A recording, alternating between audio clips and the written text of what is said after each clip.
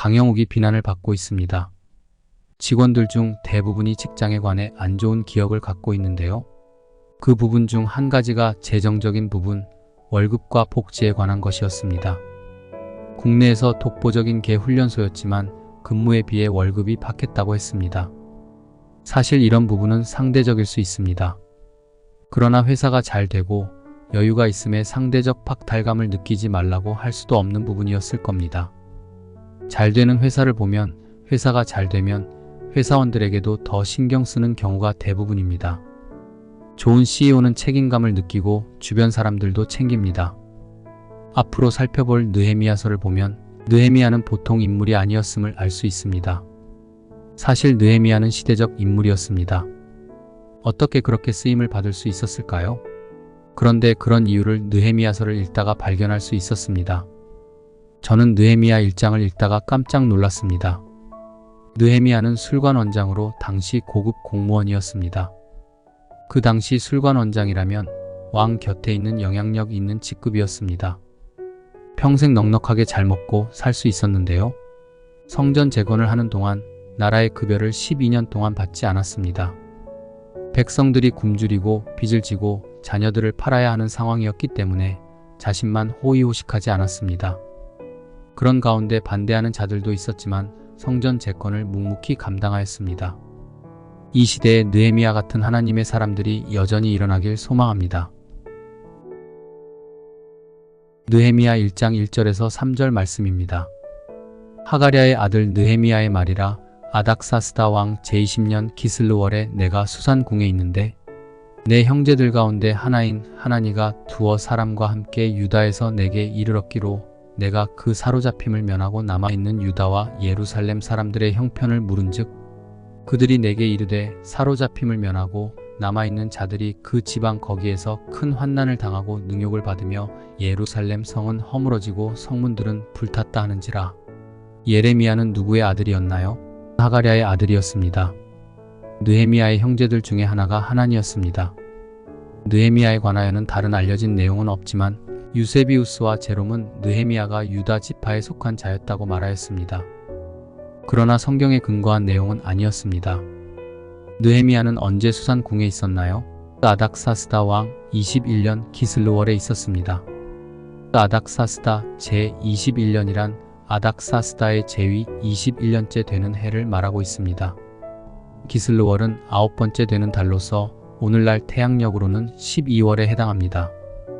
하나니와 두어 사람과 함께 유다에서 왔을 때 느헤미야는 무엇을 물었나요? 유다와 예루살렘 사람들의 형편을 물었습니다. 하나니와 두어 사람 일행은 어떤 말을 전해 주었나요? 사로잡힘을 면하고 남아있는 자들이 그 지방 예루살렘에서 큰 환난을 당하고 능욕을 받고 있다고 했습니다. 예루살렘 성은 허물어지고 성문들은 불탔다고 하였습니다. 그런 비참한 상황 가운데 느헤미야는 주저앉아 엉엉 울었습니다. 하나님 앞에 금식했습니다. 기도하기 시작했습니다. 느헤미야 1장 4절에서 7절입니다. 내가 이 말을 듣고 앉아서 울고 수일 동안 슬퍼하며 하늘의 하나님 앞에 금식하며 기도하여 이르되 하늘의 하나님 여호와 크고 두려우신 하나님이여 주를 사랑하고 주의 계명을 지키는 자에게 언약을 지키시며 긍휼을 베푸시는 주여 간구하나이다. 이제 종이 주의 종들인 이스라엘 자손을 위하여 주야로 기도하오며 우리 이스라엘 자손이 주께 범죄한 죄들을 자복하오니 주는 귀를 기울이시며 눈을 여시사 종의 기도를 들으시옵소서. 나와 내 아버지의 집이 범죄하여 주를 향하여 크게 악을 행하여 주께서 주의 종 모세에게 명령하신 계명과 율례와 규례를 지키지 아니하였나이다. 사로잡힘을 면하고 남아있는 자들의 삶은 그리 행복하지 않았습니다. 이런 소식을 듣고 사로잡혀 있는 느헤미야는 어떻게 반응하였나요? 앞서 말한 것처럼 느헤미야는 이 말을 듣고 앉아서 울었습니다. 수일 동안 슬퍼했습니다. 하늘의 하나님 앞에 금식하며 기도하였습니다. 느헤미야는 하나님께 어떻게 반응하였나요? 주를 사랑하고 주의 계명을 지키는 자에게 언약을 지키시며 긍휼을 베푸시는 주님에게 호소했습니다.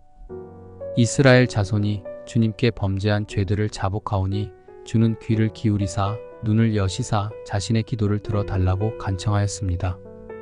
우선 느헤미야는 하나님께 어떤 고백을 하였나요? 주님을 향하여 크게 악을 행하여 모세에게 명령하신 계명, 율례, 규례를 지키지 아니했다고 고백했습니다. 지금 우리 자신과 민족은 어떤 죄를 고백해야 할까요? 8절에서 11절 말씀을 읽겠습니다.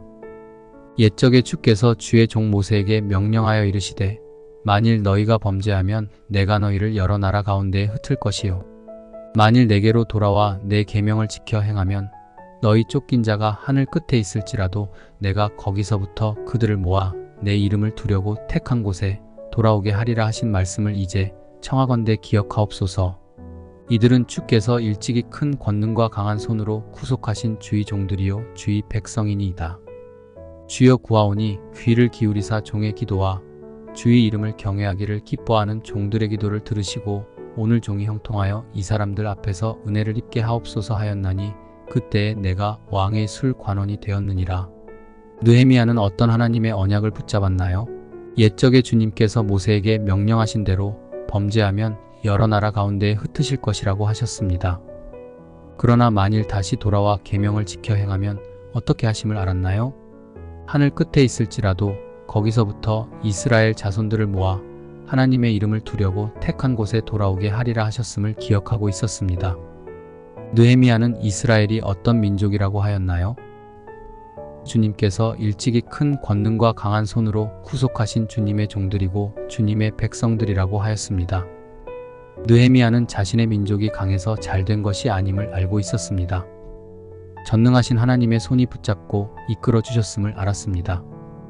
그래서 느헤미야는 비참한 상황 가운데 다시 하나님의 헤세드, 자비와 긍휼을 구하였습니다. 느헤미야는 어떤 것을 간구하였나요? 11절 귀를 기울이사 종의 기도와 주의 이름을 경외하기를 기뻐하는 종들의 기도를 들어달라고 하였습니다. 그리하여 느헤미야가 형통하여 이 사람들 앞에서 은혜를 입게 해달라고 하였습니다. 느헤미야의 기도는 실제로 언제 이루어졌나요? 4개월 후에 응답되었습니다. 느헤미야를 중심으로 예루살렘을 향하는 3차 귀환이 이루어졌습니다. 느헤미야와 함께한 자들을 통하여 무너진 예루살렘 성벽이 재건되었습니다. 그렇습니다. 지금 나 자신, 가정, 교회, 나라가 어려울 때 우리의 기도를 들으시는 주님께 담대히 기도해야 합니다. 요한 1서 5장 14절은 이렇게 말씀합니다. 우리의 가진 바 담대한 것이 이것이니 그의 뜻대로 무엇을 구하면 들으심이라. 느헤미야가 조국을 품고 기도할 때 하나님은 느헤미야를 어떻게 높여주셨나요? 느헤미야가 갑자기 왕의 술 관원이 되었습니다. 왜 하나님은 이렇게 느헤미야를 높여주셨을까요? 느헤미야 자신만을 위한 것이 아니었습니다. 하나님은 나 자신을 왜 높여주시고 나를 축복해 주실까요? 혹 지금은 그렇지 않더라도 나중 나를 높여주시고 한없이 축복해 주신다면 나는 주님께 어떻게 이 나라와 민족을 위해 헌신해야 할까요? 무엇보다 오늘 나 자신은 무엇을 위해 간절히 기도해야 할까요? 그리고 하나님이 나 자신을 높여주실 때 어떤 사명을 감당해야 할까요? 오늘 말씀 중 주신 도전 혹 은혜는 무엇인가요? 잠시 눈을 감고 기도하겠습니다.